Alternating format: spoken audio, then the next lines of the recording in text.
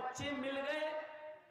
जितनी औरतें चली थी कबीले बनु साद से, सारी औरतों को बच्चे मिल गए, लेकिन हलीमा को कोई बच्चा नहीं मिला। देख रहे हैं, जितनी औरतें आई थी सबको कोई ना कोई बच्चा मिल गया, लेकिन हलीमा को कोई बच्चा ना मिला। मैं इसको उल्टा घुमाकर यूं भी कह सकता हूं, मक्के के छोटे छोटे बच्चों को दूध पिलाने वाली दायाएं मिल गई, मोहम्मद को कोई दाया ना मिली। मैं इसको यूं भी कह सकता हूं, सब औरतों को बच्चे मिल गए, हलीमा को कोई बच्चा नहीं मिला। इसको घुमाकर कहो तो यूं भी कह सकते हो, मक्के के अमीर बाप की औलाद को मक्के के अमीर उनके बच्चे औरतों को मिल गए, मोहम्मद जैसे गरीब बच्चे को कोई दूध पिलाने वाली मां न मिली, औरत न मिली। तो हलीमा ने सोचा खाली हाथ जाने से बेहतर है कि इस बच्चे ही को ले लूं, कुछ न कुछ तो देगी इसकी मां, चलो ले लेते हैं, ताने तो नहीं मारे जाएंगे, मेरी सहेलियां मुझे ताने तो नहीं मारेंगी, विलेम तो नहीं करेंगी कि देखो हलीमा को तो कोई बच्चा ही नहीं मिला, बेहतर है इसी बच्चे को ले लो। उसने दिल पर पत्थर रखकर ना चाहते हुए भी मोहम्मद को गोद ले लिया।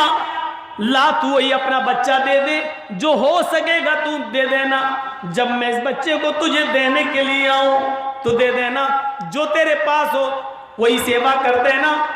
हलीमा ने उस बच्चे को गोद में लिया और लेकर चल दी। सारी औरतें एक जगह इकट्ठी हो गईं और अपनी अपनी सवारियों पर बैठ गईं, चलने लगी। हलीमा की सवारी हवा से बातें कर रही है, ये वही सवारी है मरियल ऊँटनी जब आ रही थी, हलीमा जिस पर बैठी हुई थी ये रास्ते में थक कर बैठ जाती थी और सहेलियां कहती थी कौन सी सवारी लेकर आई है, इसने तो मेरा चलना दोभर कर दिया है, बार बार थक जाती है, न मर रही है न जिंदा ही है, ऐसी ऊँटनी को ऐसी मरियल सवारी को लेकर तू चली है। और हलीमा कहती थी साथ में आई हो, साथ में लेके चलना, मुझे अकेले मत छोड़ देना।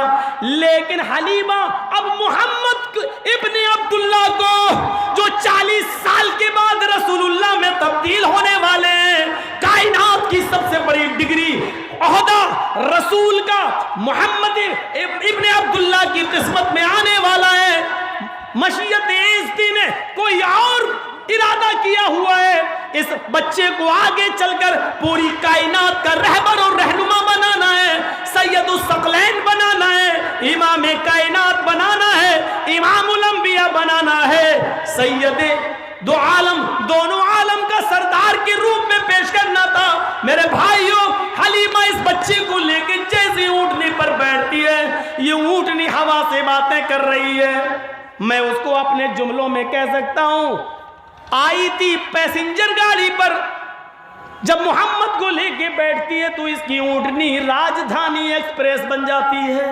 रुकने का नाम ही नहीं लेती है। कई जगह रोकने की कोशिश की, फिर रुकती है, फिर भागती है, उस सर पर भागती चली जाती है। हलीमा की सहेलियां पीछे रह जाती हैं, चीख कर कहती हैं ओ बिन्ते अबू ज़ुऐब, आए अबू ज़ुऐब की बेटी रुक जा, कहाँ भागे जा रही है, इतनी तेज क्यों चल रही है, मुझे भी तो अपने पास आ जाने दे, मुझे भी तो अपने पास पहुंच जाने दे।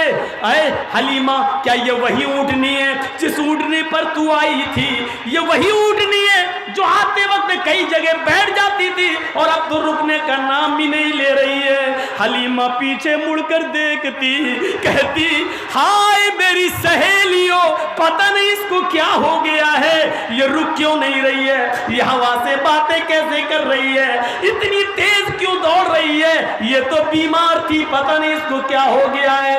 बाखुदा मैंने इसको न कोई दवा दी है, न इसका कोई इलाज किया है, पता नहीं इसको क्या हो गया है। बाखुदा मुझे तो इस बच्चे की कोई बरकत नजर आ रही है, मुझे तो इस बच्चे की कोई करामत नजर आ रही है, मुझे तो इस बच्चे में ही कोई कशिश नजर आ रही है। पैदा होते ही उसके बरकतों के दरवाजे खुल जाएंगे। कल की पुराण ने जो भविष्यवाणी की थी पैदा होते ही मोहम्मद रसूलुल्लाह के अंदर, मोहम्मद इब्ने अब्दुल्लाह में ये बरकतों के दरवाजे खुले। और जिस धर्म के अंदर ये मंत्र लिखा हुआ है उस धर्म के बड़े बड़े महान पुरुषों का हाल क्या रहा है। कृष्ण जी जब छोटे थे, आज भगवान का दर्जा मिला है ना कृष्ण भगवान, कृष्ण जी जब छोटे थे तो माँ पूछती थी, बेटा मैं सुबह उठती हूँ तो मक्खन गायब देख लेती हूँ, ये मक्खन कौन चोरी कर लेता है। इसको आसान हिंदी भाषा में यूँ कहा गया, कृष्ण जी उसका जवाब देते थे। माँ कहती है बता बता चोरी की तूने, मक्खन चुराया। तो कृष्ण जी उसका जवाब देते थे, मैया मोरी मैं नाही माखन खायो, मैया मोरी मैं नाही माखन खायो, भोर भयो गैयन के पाछे मधुबन मोए पठायो। ये बाकायदा हिंदू धर्म की किताबों में लिखा हुआ है। मेरी माँ मुझे मक्खन की चोरी का इल्जाम न दे, मैंने मक्खन नहीं खाया। भोर भयो गैयन के पाछे मधुबन मोए पठायो, सुबह होते ही तू मुझे उठा देती है और गायों को लेके मैं जंगल में चला जाता हूँ। जब सुबह ही चला जाता हूँ तो मक्खन कब खा लूँगा। मेरी माँ मैंने मक्खन नहीं खाया। यहाँ पैदा होते ही चोरी का इल्ज़ाम लग रहा है, बाद में बड़े होकर उनको भगवान का दर्जा दिया जा रहा है। यहाँ मोहम्मद इब्ने अब्दुल्ला 1.5 महीने के, हलीमा का अपना बयान है, इस ऊँटनी पर लेकर बैठती हूँ तो वो ऊँटनी राजधानी बन जाती है, हवा से बातें कर रही है। इतना ही नहीं, हलीमा कहती है उस बच्चे को लेके जैसी मैं अपने घर पहुंची, मेरे शौहर ने कहा ले आई हो बेटा। हाँ, कहा हलीमा इसका नाम क्या है। कहा बड़ा प्यारा नाम है, अरबों में ये नाम नहीं रखा गया आज तक। कहा क्या नाम है। कहा इसका नाम इसकी माँ ने बताया, इसके दादा ने रखा है मोहम्मद। अरब लोग थे, मोहम्मद का माना जानते थे, अरबी नाम था जिसकी तारीफ सबसे ज़्यादा की गई हो। तारीफ किया हुआ मोहम्मद, जिसकी तारीफ सबसे ज़्यादा की गई हो। वाह क्या नाम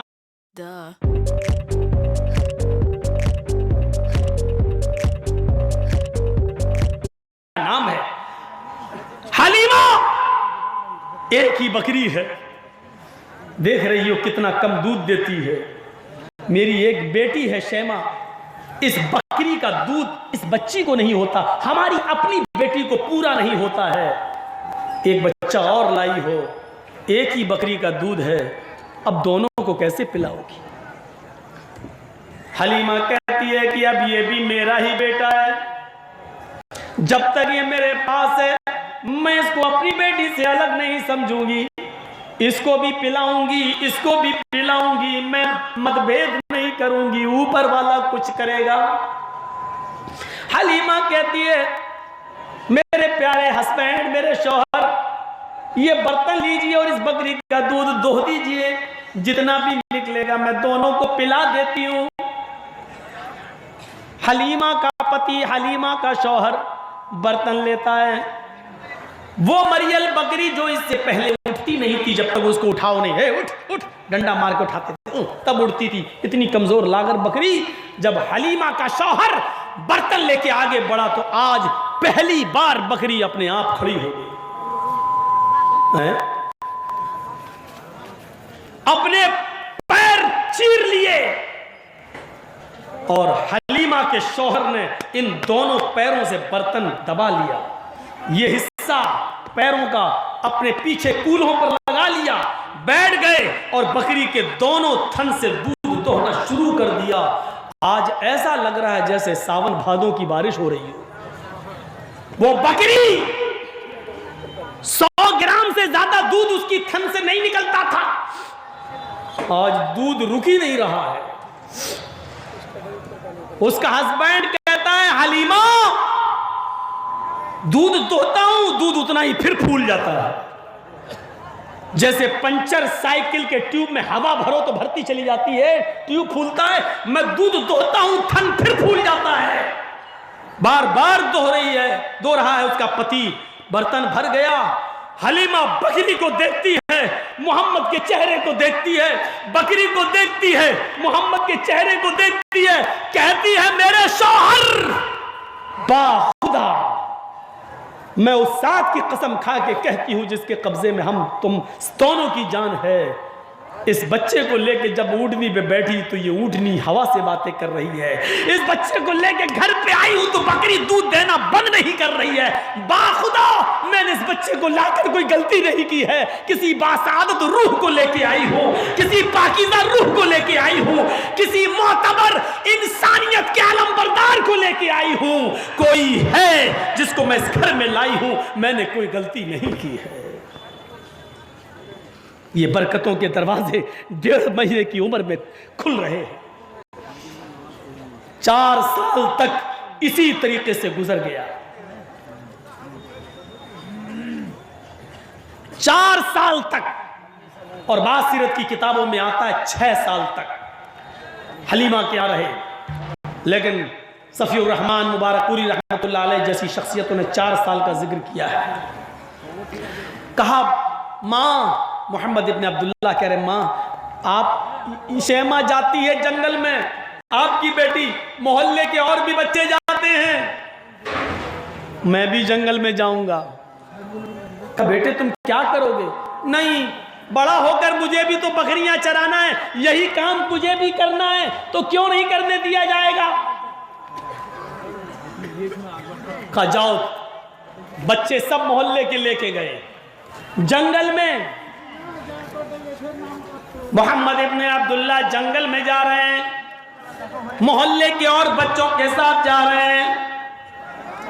थोड़ी देर के लिए बच्चे अपनी बकरियों में उलझ जाते हैं। इतने में क्या देखते हैं, पहाड़ी के दामन से सफेद कपड़े पहने हुए कोई चला रहा है और आते ही वो मोहम्मद इब्न अब्दुल्ला के पास रुकता है।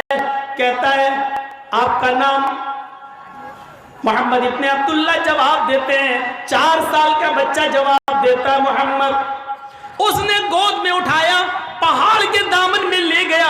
बच्चे देख रहे हैं ये क्या हो रहा है। मोहम्मद इब्न अब्दुल्ला को ये कहां लेके चला गया।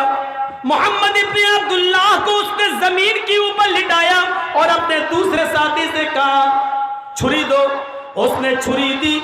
मोहम्मद इब्न अब्दुल्ला का उसने पूरा का पूरा पेट फाड़ दिया, सीना चाक कर दिया। सीना जैसे ही फाड़ा उसमें से उसने दिल निकाला। बच्चों ने यह मंजर देखा, डर गए, अपनी भेड़ बकरियां छोड़ छोड़ के नंगे पैर भागने लगे।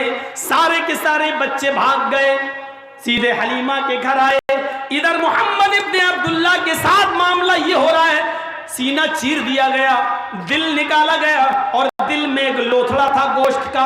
हर इंसान के दिल में होता है। उसी दिल के लोथड़े में गीबत, चुगल, हसद, कीना, बुग़्ज़, इनात, एक दूसरे के खिलाफ जो हम लोग प्रोपेगेंडा करते, उसी गोश्त के लोथड़े से होता है। उस लोथड़े को निकाला, उसको फेंक दिया और जमजम के पानी से उस दिल को धोया और धोने के बाद फिर सीने में रखकर हाथ फेर दिया। अल्लाह के नबी मोहम्मद इब्न अब्दुल्ला ये सब मंजर देख रहे थे। दिल चीर दिया गया सीना, और आपको होश है, पता है, दिल निकाला गया, जमजम से धोया जा रहा है, आप उसको देख रहे हैं। ये देखने वाला मंजर भी पढ़िए ज़ातुल मआद में अल्लामा इब्न क़य्यिम कहते हैं, जब हलीमा ने पूछा था तो आपने एक एक मंजर अपनी जो देखा था वो बता दिया, ऐसा ऐसा हुआ। ये सारे बच्चे जब हलीमा के पास पहुंचे, हलीमा उस वक्त खाना बना रही थी, आटा गूंद रही थी। हलीमा ने पीछे मुड़ के देखा, कहने लगी बेटी शैमा तुम आ गई हो, ये सारे बच्चे भी तुम्हारे पीछे पीछे आ गए हैं। बकरियां कहाँ हैं, भेड़ें कहाँ हैं जो तुम चराने के लिए गई थी? क्या बात है, तुम्हारे चेहरे फक क्यों हैं, चेहरे पर मायूसी कैसी है? हलीमा अभी सवाल पे सवाल करती जा रही है, बच्चे कुछ बोल नहीं रहे हैं।